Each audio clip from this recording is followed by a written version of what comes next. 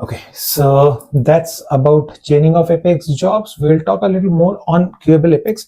The next thing that we have to understand is about understanding any specific delays that we want to put for a Queueable Apex. Now, earlier we have discussed about it, that Queueable Apex gets executed when system resources become available, and that when system resources become available completely depends on the system. So it can get executed immediately, it can get executed after a few minutes, or maybe after an hour also, right? So that is not completely controlled. However, in some cases you may want to start the job with a specified delay, right? So you cannot control when it will get executed, but what you can do is you can at least define a minimum delay, that okay, fine, at least do a minimum delay. So if the job is in queued right now, you may want to say that okay, this should get executed only after 5 minutes and not before that, right? So that is what we call it as specified delay.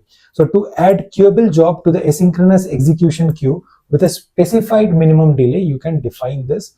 You can specify that time that your job gets into the job queue only with that specific delay. So that can be, and the range which we can define for that is 0 to 10 minutes. So you are allowed to define a range from 0 to 10 minutes to specify a delay. So the moment your system.enqueue job is called, and if you have specified the delay, then your job will get into the job queue with that particular delay. Now, how do we define that? So, here is the method which can be used.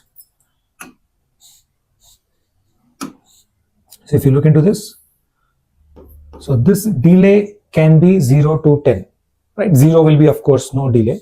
Immediately it gets into the job queue. But if you define a number 1, 2, 3, 4, 5, this is in minutes. So if you define 5, then what happens?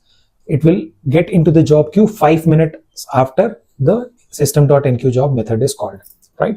So this is another example code, right? So if I define an integer delay in minutes, and this is equal to 5, I can write my system.enqueue job this way. And here, this parameter can be your delay in minutes, right? And what you can define integers there till 10. Okay, so 10 is the maximum. With that, what you can do, you can control the delay. Now, why would we want to have that delay? Sometimes once your one Queueable Apex has got executed, and if you have chaining of jobs, etc., the second Queueable Apex, you may want to execute, or you may want to put that into the job queue with a bit of delay, just to ensure that you are not hitting against governor limits, etc. So you may want to wait for some time before the second job gets into the job queue. So for that reason, this can be pretty useful.